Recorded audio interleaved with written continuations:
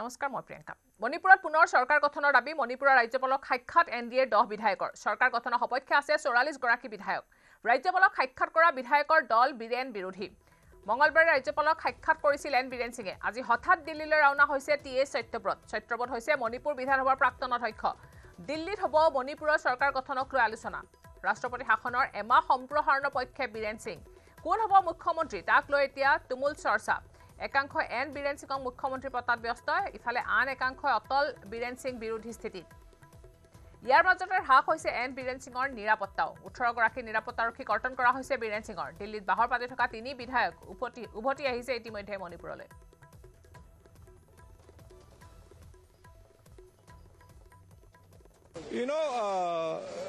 I think it should happen soon.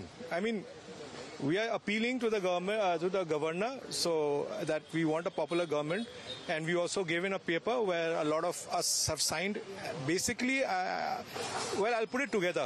All the MLAs in Manipur, or rather the NDA MLAs, are very interested and very keen for the sake of Manipur to have a popular government installed, and we would want the support of the public also. Because without that, things can work out a little difficult. So to have a smooth and quick formation of a government, we need the public also. How many signatures was there when I think the one we gave, has around 22 signatures. But otherwise, besides that, some people are not here. Or this is the same paper that we gave to the Prime Minister. Same paper, basically. But everybody is by and large together in this. How many of you have gone to meet? I think we were 10 of us, right? We were 10 of us. So, do you really think that first time you see it will be supported from different corners of the other factions? Of course. Everybody wants a popular government. Everybody. It's in the welfare of the people.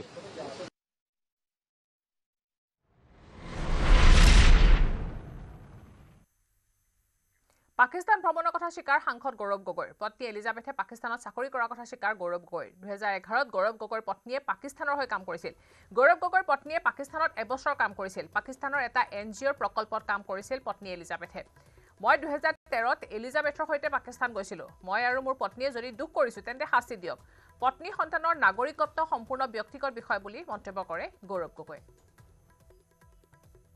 आज से लगभग 14-15 साल पहले आज से लगभग 14-15 साल पहले मेरी धर्मपत्नी जो पब्लिक पॉलिसी की एक जानी मानी विशेषज्ञ है वो एक साल एक इंटरनेशनल प्रोजेक्ट जो दक्षिण एशिया में काम कर रहा है क्लाइमेट चेंज पर वो एक साल उस समय आज से 14-15 साल 11 में हैं तब वो एक साल वहाँ पे थी और दक्षिण एशिया के उस प्रोजेक्ट को लेकर एक साल वो पाकिस्तान में रही और फिर वो 12-13 में इंडिया में आई और तब से वो काम करी और फिर उन्होंने 15 में एक नई नौकरी ले ली तो अगर उन्होंने या मैंने जब वे उस संस्था में थे तो मैं भी आज से 11 साल पहले 12 साल पहले मुझे भी याद नहीं अभी ढंग से 2013 की बात मैं भी 2013 में एक बार जब उनके साथ में गया तो इसी बात का अब ये जो इनका तो रोटी ही मानहानि है का काम ही मानहानि है तो इस बात को लेकर वो बार बार अपना एक मतलब बहुत ही एक सी ग्रेड बॉलीवुड सिनेमा बना रहे हैं जिसका रिलीज डेट उन्होंने 10 सितंबर को दिया है जो पूरी तरीके से फ्लॉप होने वाला है असम के लोगों को ये सब पता है और हमारा उल्टा सवाल है कि अगर उनके आरोप के अनुसार कुछ हमने गलत किया मेरी धर्मपत्नी या मैंने गैर कानूनी किया तो पिछले 11-12 साल से किसकी सरकार है पिछले 11-12 साल से केंद्र सरकार केंद्रीय जांच एजेंसी क्या कर रही है और आपको भी पता है कि कोई सीमा के उस पार जाता है तो कितनी जांच होती है सीमा के कोई इस पार आता है तो कितनी जांच होती है और मैं तो विपक्षी दल का नेता हूं सदन में एकदम बेबाक बातें रखता हूं तो मेरा जो भी बायोडेटा सीवी सबके पास है तो पिछले 11-12 साल में ये सरकार क्या कर रही है तो एक साल है चुनाव के लिए चुनावी मंशा से और जैसे कि मैंने दोबारा कहा कि कहीं ना कहीं हमारे दल के नेतृत्व में कुछ आशंकाएं आए, वही उनका मंसूबा था जो पूरी तरीके से आज हमारे दल के नेतृत्व ने उसको ध्वस्त कर दिया। গৌৰৱ স্বীকাৰোক্তিৰ পিছতে একযোগে মুখ্যমন্ত্ৰী প্ৰতিক্ৰিয়া এয়া আৰম্ভণিহে অন্ত নহয় এনেদৰে মন্তব্য কৰিছে মুখ্যমন্ত্ৰীয়ে। পৰৱৰ্তী সময়ত বহু গুৰুত্বপূৰ্ণ কথা পোহৰলৈ আহিব। প্ৰতিটো কথাৰে বিশ্বাসযোগ্য তথ্য আৰু গৌৰৱ গগৈ পাকিস্তানৰ সৈতে সম্পৰ্ক ৰখাৰ তথ্য আছে বুলি একযোগে প্ৰকাশ কৰিছে মুখ্যমন্ত্ৰীগৰাকীয়ে। এই সন্দৰ্ভত ৰাজ্য চৰকাৰে 10 ছেপ্টেম্বৰত দায়িত্বশীলভাৱে সকলো স্পষ্ট কৰিব। এছআইটিয়ে তদন্তৰ অন্ত পেলালেই সকলো স্পষ্ট হৈ পৰিব। ৰাজ্য আৰু ৰাষ্ট্ৰৰ সত্য জনাটো আৱশ্যক, জনগণে নাপাহৰে আৰু ক্ষমাও নকৰে। ৰাহুল গান্ধীয়ে এনে বিপদজনক লোকক আগবঢ়াই দি আহিছে বুলি একযোগে প্ৰতিক্ৰিয়া প্ৰকাশ কৰিছে মুখ্যমন্ত্ৰীগৰাকীয়ে।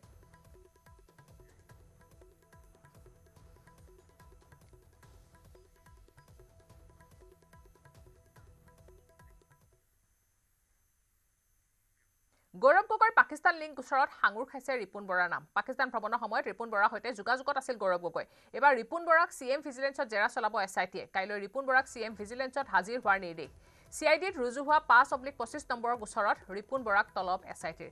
উল্লেখ্য যে 25 মেত সংবাদমেল যোগে সাংসদ গৌৰৱ গগৈৰ পত্নীয়ে পাকিস্তানৰ পৰা দৰমহা লৈ আছিল বুলি স্বীকাৰোক্তি কৰাৰ লগতে গৌৰৱ গগৈৰ পত্নী ভাৰতীয় নাগৰিক নহয় বুলি মন্তব্য কৰিছিল ৰিপুণ বৰাই। এছআইটিয়ে তলব কৰা সন্দৰ্ভত ৰিপুণ বৰাই মন্তব্য কৰি ক'লে যে জেললৈ যাব লগা হ'লে যাবলৈ সাজু ৰিপুণ বৰা। মই আলি তাকি শেখৰ নাম শুনা নাই। মই কৰা মন্তব্য বিভ্ৰান্তি কৰিছে মুখ্যমন্ত্ৰীয়ে। মই গৌৰৱ গগৈৰ পত্নীয়ে পাকিস্তানৰ পৰা দৰমহা লোৱাৰ কথা কোৱা নাছিলোঁ। এই কথা মুখ্যমন্ত্ৰী হিমন্ত বিশ্ব শৰ্মাই নিজেহে কৈছে। মুখ্যমন্ত্ৰীৰ কথাৰ উদ্ধৃতি দি মই পাকিস্তানৰ পৰা দৰমহা ল'ব পাৰে বুলিহে কৈছিলোঁ। এছআইটি তলবৰ পিছত কাইলৈ দিনৰ 11 বজাত CM ভিজিলেন্সত হাজিৰ হ'ব ৰিপুণ বৰা। মই এইমাত্ৰ নটিছখন পালোঁ। নটিছখন মোলৈ আহিছে CM ভিজিলেন্সৰ পৰা আৰু অহাকালিলৈ 29 তাৰিখ মোক 11টা বজাত CM ভিজিলেন্স অফিচত মোক এপিয়াৰ হ'বলৈ কৈছে। আৰু বিষয়টো হৈছে কি, আলী তৌকি শ্বেখ, মোৰ নামটোৱেই মুখত নুফুটে, এইজন বোলে মানুহ ইছলামাবাদৰ মানুহ আৰু তেওঁৰ কিবা এটা ঠিকনাও দি দিছে। এই মানুহজন সম্পৰ্কত গৌৰৱ গগৈৰ যিটো কেছ, তেওঁৰ লগত লিংক আছে নে কি মই নাজানো। সেই কেছ সংক্ৰান্তত মোলৈ কৈছে যে ময়ো জানো সেই বিষয়ে, মই মানে আলী তৌকি শ্বেখক মই জানো বা সেই কেছটোৰ বিষয়ত মই জানো। গতিকে মোক কালিলৈ মাতিছে, মোক মানে তাৰ ওপৰত ষ্টেটমেণ্ট দিবলৈ। বহুত ভাৰতীয় মানুহে পাকিস্তানত চাকৰি কৰি আছে আৰু পাকিস্তানৰ বহুত মানুহে ভাৰতত চাকৰি কৰি আছে। ভাৰতৰ পৰা দৰমহা লৈছে, পাকিস্তানত চাকৰি কৰাই পাকিস্তানৰ পৰা লৈছে। গতিকে সেই উদাহৰণ দি মই কৈছোঁ যে গৌৰৱ গগৈৰ পত্নীয়েও যদি বিধিসন্মতভাৱে পাকিস্তান চৰকাৰৰ পৰা যদি কিবা তেনেকুৱা দৰমহা পাইছে, তেতিয়াহ'লে যদি শব্দ আছে পাইছে, তেতিয়াহ'লে এইটো কোনো মানে আচৰিত কথা নহয় বা এইটো কোনো বেআইনী নহয় বুলি মই কৈছিলোঁ। যদি বিধিসন্মতভাৱে পাইছে, কথাটো সিমান। গতিকে এতিয়া চৰকাৰে ক'ব বিধিসন্মতভাৱে পাইছে নে তেওঁ ইলিগেলি পাইছে, সেইটো তদন্তই ক'ব। নাই, এইটো হৈছে অন্য একো নহয়। এটাটো হৈছে ৰাজনৈতিক প্ৰতিশোধ, দ্বিতীয়টো হৈছে মোৰ মুখখন বন্ধ কৰিবৰ কাৰণে মোক এটা ভয় খুৱাইছে। গতিকে মই ল এবাইডিং চিটিজেন হিচাপে আমি আমাৰ দেশৰ আইনক শ্ৰদ্ধা কৰোঁ। গতিকে ল এবাইডিং চিটিজেন হিচাপে মই কালিলৈ ডেফিনেটলি এপিয়াৰ কৰিম। তাৰ আগতে মই মোৰ উকিলৰ লগত এবাৰ আলোচনা কৰিম আৰু মোৰ উকিলৰ লগত আলোচনা কৰি মই এপিয়াৰ কৰিম। এপিয়াৰ কৰি মই যিখিনি মই এইখিনিয়ে মোৰ, তাৰ বাহিৰে মোৰ ক'বলৈ একো নাই।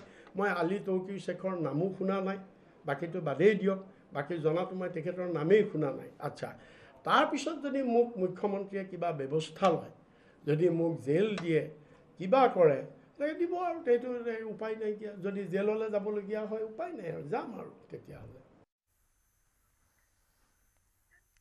এবাৰ শুনোৱা হওক গৌৰৱ গগৈৰ পাকিস্তান লিংক সন্দৰ্ভত সংবাদমেলত কি কৈছিল ৰিপুণ বৰাই। পাকিস্তানত চাকৰি কৰিছিল তেওঁৰ এলিগেশ্যন, আৰু এলিজাবেথে পাকিস্তানৰ পৰা দৰমহা লৈছিল, এই দুটা এলিগেশ্যন। এতিয়া আমি এই দুটাৰ ওপৰত আপোনালোকক আমি এই দুটাৰ গ্ৰহণযোগ্যতা কিমান। য়েছ, বাই প্ৰফেশ্যন এজন মানুহে NGOত চাকৰি কৰিব পাৰে। গৌৰৱ গগৈ পত্নী এটা ইণ্টাৰনেশ্যনেল NGOৰ কৰ্মচাৰী আৰু সেই চাকৰি সূত্ৰে তেওঁ পাকিস্তানত কাম কৰিছে, NGOৰ কাম কৰিবলৈ গৈছে, পাকিস্তান চৰকাৰৰ পৰা দৰমহা লৈছে। সেই বুলিয়ে তেওঁ এজেণ্ট হৈ গ'ল নেকি, চোৰাংচোৱা হৈ গ'ল নেকি, সেই বুলিয়ে হৈ গ'ল নেকি? নহয় বিধিসন্মতভাৱে যদি লয় তাত কোনেও একো কৰিব নোৱাৰে এইটো এটা নিয়ম আছে তেনেকে বহুত আছে আমাৰ অকল গৌৰৱ গগৈ এলিজাবেথেই নাই পাকিস্তানত চাকৰি কৰি বেলেগ বেলেগ আমাৰ ভাৰতৰ বহুত মানুহ পাকিস্তানত চাকৰি কৰি আছে কোম্পানীত আছে বা চৰকাৰীভাৱে আছে আকৌ পাকিস্তানৰ বহুত মানুহ ভাৰতত চাকৰি কৰি আছে ব্যৱসায় বাণিজ্য চলাই আছে আৰু গৌৰৱ গগৈ পত্নী এই NGOৰ সূত্ৰে তেওঁ পাকিস্তানৰ উপৰিও পৃথিৱীৰ বেলেগ বেলেগ দেশতো তেওঁ ভ্ৰমণ কৰিছে দেৰগাঁৱত ধনৰ বাবে বন কৰা ল'ৰা হাতত হত্যাৰ বলি হ'ল নামঘৰীয়া আৰক্ষী তদন্তত ভেদ হ'ল নামঘৰীয়া হত্যাকাণ্ডৰ ৰহস্য ধন লুট কৰাত বাধা প্ৰদান কৰাৰ বাবে সন্তোষে আক্ৰমণ কৰিছিল দম্পতীহালক এনেদৰে এতিয়া স্বীকাৰ কৰিছে সন্তোষ নামৰ লোকজনে বুঢ়াগাঁও হত্যাকাণ্ডৰ ৰহস্যভেদ ধনৰ বাবে বন কৰা ল'ৰাৰ নৃশংসতাৰ বলি হ'ল নামঘৰীয়া সোণেশ্বৰ গগৈ JMCHৰ ICUত মৃত্যুৰে যুঁজিছে নামঘৰীয়াৰ পত্নী দেবিকা গগৈয়ে মঙলবাৰে নিশা আৰক্ষীৰ জালত পৰা ঘাতক সন্তোষ ঘাটুৱাৰে স্বীকাৰ কৰিলে অপৰাধ কিছুদিন পূৰ্বে 10ডাল খাচী গছ বিক্ৰী কৰি পোৱা ধন ঘৰৰ পেৰাত থৈছিল সোণেশ্বৰ গগৈয়ে মঙলবাৰে পুৱা সেই ধন লুটি নিয়াৰ চেষ্টা চলাইছিল সন্তোষ ঘাটুৱাৰে ঘৰৰে বন কৰা ল'ৰাটোৱে ধনৰ টোপোলাত হাত দিয়া দেখি উভতি ধৰিলে দেবিকা গগৈয়ে লগে লগে হাততে পোৱা চোকা অস্ত্ৰেৰে বৃদ্ধাক উপৰ্যুপৰি আঘাত কৰিলে সন্তোষ ঘাটুৱাৰে তাৰ পাছতে সন্তোষ ঘাটুৱাৰৰ নৃশংসতাৰ বলি হ'ল সোণেশ্বৰ গগৈ সন্তোষ ঘাটুৱাৰৰ স্বীকাৰোক্তিৰ আধাৰত আৰক্ষীয়ে জব্দ কৰিলে হত্যাত ব্যৱহাৰ কৰা অস্ত্ৰৰ লগতে হত্যাকাণ্ডৰ সময়ত ঘাতকে পিন্ধি থকা পোছাক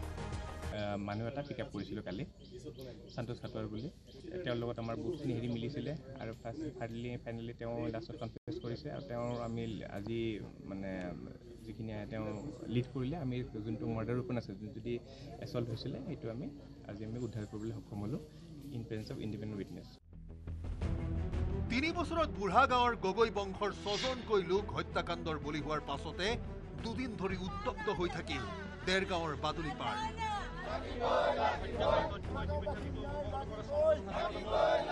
ৰাজু গগৈ ৰীনা গগৈ কুশেশ্বৰ গগৈ প্ৰমীলা গগৈৰ লগতে মাত্ৰ এমাহ পূৰ্বে ঘাতকৰ বলি হৈছিল মৃদুল গগৈ দেৰগাঁও আৰক্ষীয়ে কোনো এটা হত্যাকাণ্ডৰ তদন্ত সম্পূৰ্ণ নকৰাত জাঙুৰ খাই উঠিল স্থানীয় লোক সোণেশ্বৰ গগৈৰ মৃতদেহ লৈ ৰাইজে অৱৰোধ কৰিলে ৰাজপথ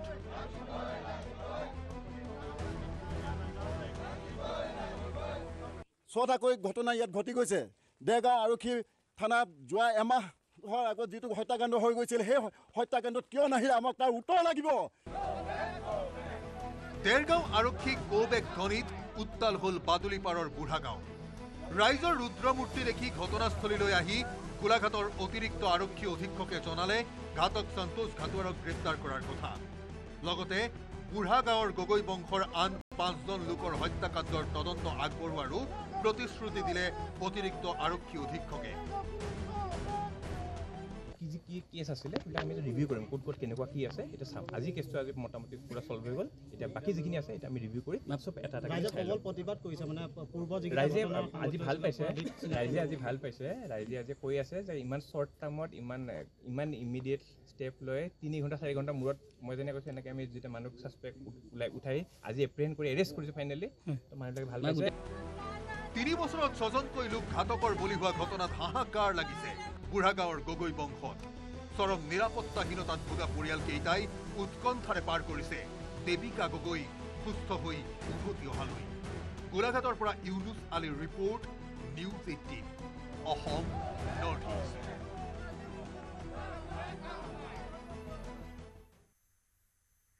পুনৰ বহিৰাজ্যত অসমৰ যুৱকক নৃশংস হত্যা কলকাতাত নগাঁও বহৰমপুৰৰ যুৱকক শিৰচ্ছেদ ৰূপজ্যোতি খাকলাৰী নামৰ এজনক হত্যা কৰা হৈছে কণ্ডলী কমাৰপাৰাৰ কছাৰী গাঁৱত ঘৰ ৰূপজ্যোতি 25 মেত কলকাতাত নৃশংসভাৱে হত্যা কৰা হৈছিল ৰূপজ্যোতি চিহ্নমুণ্ড উদ্ধাৰ কৰা হৈছে কলকাতাত কামৰ সন্ধানত 23 মেত কলকাতালৈ গৈছিল ৰূপজ্যোতিয়ে দুটি কন্যা সন্তানৰ পিতৃ আছিল ৰূপজ্যোতি পৰিয়ালৰ একমাত্ৰ উপাৰ্জনকাৰী আছিল ৰূপজ্যোতি খাকলাৰী ৰূপজ্যোতিৰ মৃতদেহ আনিবলৈ এতিয়া পৰিয়ালৰ হাতত নাই ধন মুখ্যমন্ত্ৰী আৰু বিধায়ক জিতু গোস্বামীক সহায়ৰ বাবে আহ্বান জনাইছে পৰিয়ালটোৱে দুৰ্ভগীয়া পৰিয়ালটোক সহায়ৰ বাবে 20,000 টকা প্ৰদান কৰিছে বিধায়ক জিতু গোস্বামীয়ে গৈছিলে কৰিছে মোক শুক্ৰবাৰে গৈ পাই ঠিক 7-8টামান বজাত গুৱাহাটীৰ পৰা ফোন মাৰিছে আহি পালোঁ গুৱাহাটী গৈ কেনে গৈছে তাৰপিছত ইয়াতে ৰাতি থাকিম কাইলৈ ৰাতিপুৱাহে যাম কৈছে কাইলৈ ৰাতিপুৱা 6টা বজাত ট্ৰেইনত যাম কৈ যোৱাৰ আগমুহূৰ্ততো ফোন মাৰিছে মই ট্ৰেইনত উঠিলোঁ কৈ কেনে তাৰ পিছত গৈ পাইও ফোন মাৰিছে মানুহজনে আহি পালে গৈ আহি পালোঁ মই কামৰ জেগা কৈ অকণমান পিছত তাৰ লগৰজনে বৰ অসুস্থ হৈ পৰিছিলে তাতে মানে তেখেতে তাক সহায় কৰিবলৈ ডক্তৰ ঘৰ নিয়া আনা কৰি আছিলে মেডিচিনৰ যোগাৰ দিবলৈ মই ফোনৰ যোগাযোগতে গম পাই আছিলোঁ তৎক্ষণাত মানুহজনে মেডিচিন আনিব যাওঁতে মানুহজন আৰু ঘূৰি নাহিলকৈ খবৰ পাই মই অবাক হৈ পৰিছিলোঁ দুটা ছোৱালী আছে সিহঁতক পঢ়া শুনা টিউচনৰ যোগাৰ অলপ চলিব কষ্ট হয় সেইটো কাৰণে ময়ো ভাবিলোঁ যাবলৈ বিচাৰিছে যাওক কৈ আৰু বাধাও দিছিলোঁ দিয়া নাই নহয় বাধাও দিছিলোঁ মই যাব নালাগে কৈ কেনে কিন্তু তেখেতে নুশুনিলে মোৰ কথা যাম কৈ গ'ল গৈ সেই অৱস্থা হ'ব বুলি মই জীৱনতো ভবা নাছিলোঁ সপোনতো ভবা নাছিলে কেনেকৈ কেনেকা হ'ল মই সেইটো নাজানো মই স্বামীৰ মৃতদেহটো মানে ঘূৰাই পোৱাটো বিচাৰোঁ কলকাতালৈ কামৰ সন্ধানত ওলাই যোৱা নগাঁৱৰ বহৰমপুৰ কন্দলীৰ এগৰাকী যুৱকক নৃশংসভাৱে হত্যা কৰা হৈছে আৰু তেওঁৰ ক্ষত বিক্ষত মৃতদেহ আৰু তেওঁক যি উদ্ধাৰ হৈছে কলকাতাত আৰু বৰ্তমান এই গাঁওখনত বৰ্তমান শোকাবহ পৰিস্থিতিৰ সৃষ্টি হৈছে আৰু অতি দুখীয়া পৰিয়াল যি পৰিয়ালটোৱে কামৰ সন্ধানত ওলাই গৈছিলে দুটিকৈ কন্যা সন্তানৰ পিতৃ ৰূপজ্যোতি স্বৰ্গীয়াৰী নামৰ যুৱকজন ৰূপজ্যোতি খাকলাৰী তেওঁ এইখন গাঁৱৰে আৰু আন 3জন যুৱকৰ সৈতে কলকাতালৈ গৈছিলে আৰু তেওঁলোকৰ লগৰ এগৰাকী যুৱক অসুস্থ হৈ পৰাৰ বাবে তেওঁক চিকিৎসালয়ত ভৰ্তি কৰা হৈছিল আৰু তেওঁৰ ঔষধ ক্ৰয় কৰিবলৈ বাহিৰলৈ যাওঁতেই তেওঁক কোনো দুষ্ট চক্ৰই অপহৰণ কৰি নি হত্যা কৰি তেওঁক এইদৰে ৰাজপথত পেলাই থৈ গৈছে আৰু বৰ্তমান মোৰ গাঁওখনৰ গাঁওবুঢ়া আছে আপোনাৰ নামটো মই দেহিৰাম দৈমাৰী আপোনালোকৰ ল'ৰাজন যিজন ঢুকাইছে নামটো ৰূপজ্যোতি খাকলাৰী হয় তেওঁ মানে এইটো ঘৰৰ জৰাজীৰ্ণ অৱস্থাৰ কাৰণে তেওঁ ৱাইফকো ক'লে যে মই মানে বাহিৰলৈ যাওঁ এতিয়া ঘৰতো তেনেকুৱা চলা কৰা সুবিধাটো নাই দুজনী ছোৱালী কেনেকুৱা পঢ়াম গতিকে সেইটো কাৰণে সি মানে যুঁজুবস্তি মানে ঘৰৰ পৰা ওলাই মানে ৱেষ্ট বেংগলত গ'লগৈ কিন্তু ইতিমধ্যে তেওঁ মানে কামত মানে এডজাষ্ট হ'বও নোৱাৰিলে কোনো জইনো নকৰিলে তাৰ অৱস্থাত ৱেষ্ট বেংগল পাইছে আৰু তেনেকুৱা অৱস্থাত মানে তেওঁৰ লগত যোৱা দীপেন স্বৰ্গীয়াৰী তেওঁ মানে অসুস্থ হৈ মানে ৰাস্তাত পৰি গ'ল সি ক'ব নোৱাৰা হৈ গ'ল তাৰপাছত ৰূপজ্যোতিয়ে কৰিলে কি সি মানে নি পেলাই সেই ল'ৰাজনক মানে মেডিকেলত এডমিট কৰালে এডমিট কৰাৰ পাছত সি মানে ঔষধ আনিব গৈ বাহিৰৰ পৰা ঔষধ আনিব গৈ পেলাই সি মানে নহাই হৈ থাকিলে গোটেই ক'ত গ'ল কি কথা কি বতৰা সেইবিলাক কথাটো আমি এতিয়া নাজানোৱে কিন্তু আমি জানিব পৰা মতে দি মানে মোবাইলত খালি তাৰ মুণ্ডটো দেখা পাইছোঁ সি মানে ধৰ আমি জনামতে তেওঁ এতিয়া মানে ডেথ গতিকে সেই ডেথটো এতিয়া মানে তেওঁৰ ৱাইফে মানে ইয়াত মানে জোৰ জবস্তি কৰি আছে মানে সেই ডেটটো মই দেখিব লাগিব এতিয়া মানে তাক আনিব লাগিব যিকোনো পদ্ধতিৰে এতিয়া সিহঁতে মাটি চাটি বেচাৰ কথা চিন্তা কৰিছে গতিকে মই মুখ্যমন্ত্ৰী মহোদয়ক মানে কাতৰে অনুৰোধ কৰিব বিচাৰোঁ যে মানে সেই মৃতদেহটো এই কমাৰপাৰ কছাৰী গাঁৱৰ যিটো তেওঁলোকৰ বাসগৃহত তাত মানে যিকোনো পদ্ধতিৰে অনাৰ ব্যৱস্থাটো কৰি দিলে আমি নুঠে সুখী হ'ম আৰু আমাৰ গাঁৱৰ ৰাইজ সকলো গোটেইখিনি আনন্দিত হ'ব আৰু সুখী হ'ব গতিকে তেওঁৰ এতিয়া চলা কৰা অসুবিধা তেওঁৰ এতিয়া ছোৱালী দুজনী আছে সৰু সৰু আৰু বাপেক যিহেতু সিও অসুস্থ আমি বিচাৰোঁ যে মুখ্যমন্ত্ৰীয়ে যাতে আমাক অকণমান সহায় কৰে পৰিয়ালত এতিয়া মতা মানুহ বুলিবলৈ কোনো নাই দাদাৰ দেউতাকে অকলে আছে আৰু এজন দাদাই আছিলে আপোনাৰ স্বামী আহিছেনে নাই মোৰ স্বামী আছে বৰ্তমান নাই ঘৰত এতিয়া ওলাই গৈছে আপোনাৰ ইয়াতে বিয়া হৈছে মই দেখুৱাইছোঁ এই পৰিয়ালটি বৰ্তমান কোনো নাইকিয়া এজনেই মাত্ৰ তেওঁলোকৰ ল'ৰা আছিলে আৰু যি কামৰ সন্ধানত গৈছিলে মই দেখুৱাইছোঁ এইটো উৰুকা পূজা এই পৰিয়ালটোৰ বৰ্তমান যি চলিবলৈ উপায় নাইকিয়া তেওঁলোকে কলিকতাৰ পৰা যিজন ককায়েক তেওঁৰ এইগৰাকী ভনীয়েক তেওঁৰ ককায়েকৰ যিগৰাকী ককায়ে কামৰ সন্ধানত গৈছিলে এইকেইটা ল'ৰা ছোৱালী আছে তেওঁলোকৰ পিতৃয়ে তেওঁলোকৰ বাবে কাম কৰিবলৈ গৈছিলে তেওঁক নৃশংসভাৱে হত্যা কৰা হ'ল তেওঁ বৰ্তমান তেওঁৰ মৃতদেহ ঘূৰাই আনিবলৈ এইখন গাঁৱৰ মানুহৰ পইচা নাইকিয়া এইখন ঘৰৰ মানুহে নোৱাৰে তেওঁলোকে মাটি বিক্ৰী কৰিবলৈ সাজু তেওঁৰ মৃতদেহটো ঘূৰাই আনিবলৈ গতিকে মুখ্যমন্ত্ৰী ডাঙৰীয়াই বিধায়ক জিতু গোস্বামী ডাঙৰীয়াই আৰু BTC প্ৰধান প্ৰমোদ বড়ো ডাঙৰীয়াই এই পৰিয়ালটোক সহায় কৰক। এই পৰিয়ালটো একেবাৰে নিষ্কিন পৰিয়াল। এই পৰিয়ালৰ যি মাত্ৰ সাৰথি আছিলে সেয়াও নাইকিয়া হৈ গ'ল আৰু এতিয়া তেওঁৰ মৃতদেহ ঘূৰাই আনিবলৈ যি অসুবিধাত পৰিছে দুবিধাত পৰিছে তাৰ পৰা এই পৰিয়ালটোক সহায় কৰিবলৈ সকলোৱে আশা কৰিছে।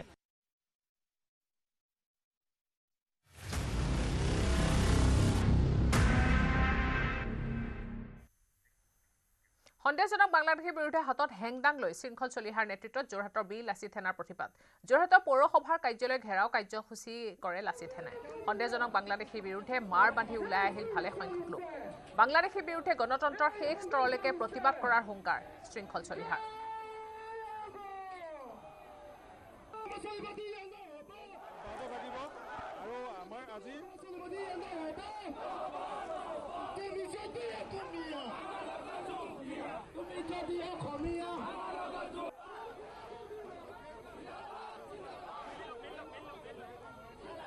জয় অসম নামৰ মাজনীৰ সন্তানসকলৰ জয়। এই জয় যোৰহাটৰ ভৱিষ্যত প্ৰজন্মৰ জয়। চিৰা আৰু বিৰি খাই অসমীয়া জাতিক হুংকাৰ দিবলৈ আহা সেই বাংলাদেশীটোক এৰেষ্ট কৰিব লাগিব আৰু সন্দেহজনক ঢাকাই পট্টিত উচ্ছেদ চলাব লাগিব লাগিব আৰু লাগিব। সাংস্কৃতিক চহৰ যোৰহাটত এনেকুৱা ধৰণৰ গুণ্ডামী দাদাগিৰি কোনোবাই সহ্য কৰিব নেকি? কোনোবাই সহ্য কৰিব নেকি? সেইকাৰণে আমি কৈছো আছে হেংদাং লোৱা নাই, ললে হেংদাং ৰক্ষা নাই। এইবাৰ প্ৰত্যুত্তৰ হেংদাঙেৰে দিয়া হ'ব আৰু অসম চৰকাৰক সুধিছো আপোনালোকে বাংলাদেশীলে ভয় কৰে নি? আপোনালোকে যদি বাংলাদেশীলে ভয় কৰে প্ৰেছ মিট দি কৈ দিয়ক আমি ভয় কৰো, তেতিয়া লাচিত সেনাই দায়িত্ব ল'ব ল'ব আৰু ল'ব। আমাৰ এইটো সাহস আছে। যোৰহাট পৌৰসভা কাৰ্যালয় উপস্থিত হৈছে তেতিয়ালৈকে জন্ম প্ৰমাণ পত্ৰ পাছপোৰ্ট ইত্যাদি দেখুৱাই কৈছে যে তেওঁৰ ওপৰত যদি ব্যৱস্থা গ্ৰহণ কৰে আইনসংগতভাৱে কৰি জেল যাবলৈ সাজু আছে বুলি কৈছে। সি এনেও জেললৈ যাব, সি এনেও জেললৈ যাব। যি প্ৰতিবাদ হ'ব চৰকাৰক বাধ্য কৰাম জেললৈ যাবলৈ। এটা কথা কওক, যোৰহাটত DC আৰু SP কাম নাই নেকি? মই এইবোৰ নাজানো, কিন্তু আমাৰ প্ৰতিবাদত আপুনি শুনক, আমি ওলাই আহিছো প্ৰতিবাদ কৰিবলৈ। নহয় নহয়, আপুনি শিৱসাগৰৰ পৰা যোৰহাট আহিব লগা যোৰহাটত DC SP কাম নাই। কাম নাই কাৰণেতো আমি আহিছো। আপুনি স্পষ্টকে কৈছে হিমন্ত বিশ্ব শৰ্মাৰ কাম নাই। ইমানখিনি মানুহ বাংলাদেশী ধৰিলে, মই কথাটো শুনি লওক, ইমানখিনি মানুহ বাংলাদেশী ধৰিছে। যোৰহাটত এজন বাংলাদেশী আছে য'ত শিৱসাগৰৰ পৰা আপুনি আহিব লগা হৈছে আৰু CM ছাৰে একো কৰিব পৰা নাই। আমি সেইটোৱেতো দাবী কৰিছো যে মুখ্যমন্ত্ৰী যদি সৎ সাহস আছে আজাদ চৌধুৰীক এৰেষ্ট কৰিব লাগিব, নহ'লে গণতান্ত্ৰিক প্ৰতিবাদ কিন্তু ভয়ংকৰ হ'ব। গণতন্ত্ৰৰ শেষ স্থলকে প্ৰতিবাদ। কিন্তু আৰু এটা কথা সুধো যে দুলীয়াজানৰ ইছ্যুটো তল পৰিল নেকি? দুলীয়াজানৰ কথাটো এটা বেলেগ কথা, এইটো কথা এটা বেলেগ কথা। সমাপ্ত হ'ল জাতি ইছ্যু সমাপ্ত নহ'ল বুলি আমি ইয়াত বাংলাদেশী কেইটা উৎপাত কৰিবলৈ সেইটো কথা নাই। দুলীয়াজানৰ প্ৰতিবাদ আছে। আজি দুলীয়াজানত আমাৰ মুখ্য সচিব তাত আছেগে, মুখ্য সচিব তাত আছে। তেওঁ দুলীয়াজানৰ পৰা আমাৰ স্থিতি স্পষ্ট কৰিব নোৱাৰে। ইছ্যু কাৰণে নহয় দেই, আমি যিটো জানো যে আমি দেখা পাইছো যে যোৰহাট পৌৰসভাৰ এগৰাকী ঠিকাদাৰ হয় আজাদ চৌধুৰী। এগৰাকী কোনো ডাঙৰ ঠিকাদাৰো নহয়, ঠিকাদাৰৰ নিবিদাক লৈ পেলাই কাজিয়া হৈছিলে। তাৰ পাছত আজাদ চৌধুৰী বাংলাদেশী ইছ্যুটো এই মুহূৰ্তত ওলাইছে। সংযোগ হ'ব পাৰে। 2012 চনৰ পৰা আমি আজাদ চৌধুৰীৰ আমিয়ে বাতৰি, মই নিজে আজাদ চৌধুৰীৰ বিৰুদ্ধে এতিয়ালৈকে বহুতবাৰ বাতৰি কৰিছো, কিন্তু একো কৰা নাইতো। আইনগতভাৱে একোতো নাই হোৱা, সেইকাৰণে আমি আহিছো। মানে যোৰহাটৰ কাম নাই সেইটো কথা কৈ মই কৈছো যে বিষয়ববীয়া আছে, কাম নাই তেওঁলোকৰ। নিশ্চয়কৈ তেওঁৰ পকেটত আছে। ছাগলী খুৱাই বোলে, মই শুনিছো চবকে, মোৰ খবৰ আছে ন। মানে SPDC কো ছাগলী খুৱাই নেকি? নাজানো, কিন্তু বহুত বোলে দামী দামী মানুহক, ডাঙৰ ডাঙৰ মানুহক ছাগলী খুৱাই বোলে, মোৰ খবৰ আছে। মানে ছাগলী খুৱাই মেনেজ কৰি আছে। ছাগলী খুৱাই মেনেজ কৰি